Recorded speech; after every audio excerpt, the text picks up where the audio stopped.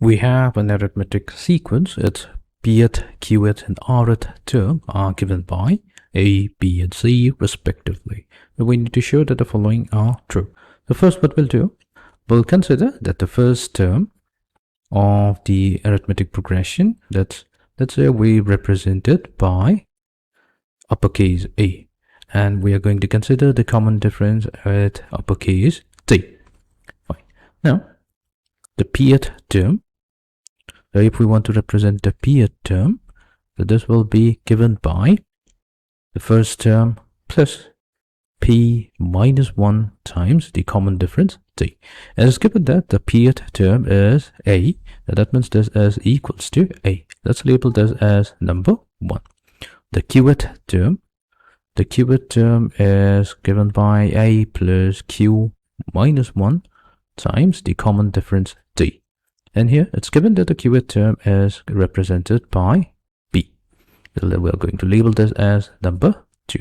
And the rth term of the arithmetic progression is given by a plus r minus 1 times the common difference t, and this is equals to c. We're going to label this as number 3. So let's start with number 1. So here we have a multiplied to q minus r plus b times r minus p plus c times p minus q. So we're starting from the left hand side, and in place of a, b, and c, we'll use equation 1, 2, and 3.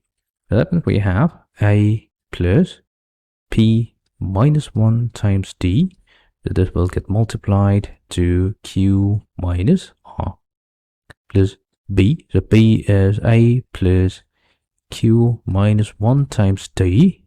So this will get multiplied to b, and this is r minus p plus c. So c here is a plus r minus 1 multiplied to d whole multiplied to p minus q.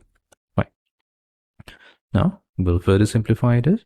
So here we have a multiplied to q minus r plus d times p minus 1 times q minus r plus a multiplied to r minus p plus d times q minus 1 times r minus p plus a multiplied to p minus q plus d times r minus 1 times p minus q. Now we will combine the first term, the third term, and the fifth term by taking a as the common factor. So we have q minus r from the first term. From the second term, that will be r minus p plus r minus p, and this term is going to give us plus p minus q plus d multiplied. So we're going to combine the second, fourth, and the sixth term by taking d as the common factor. We'll also have to multiply p minus 1 with q minus r. So we have pq minus pr minus q plus r. If we consider this term, then we have q minus 1 multiplied to r minus p. So that will be qr minus qp minus r plus p.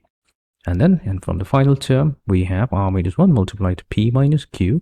So we have rp minus rq minus p plus q. Right.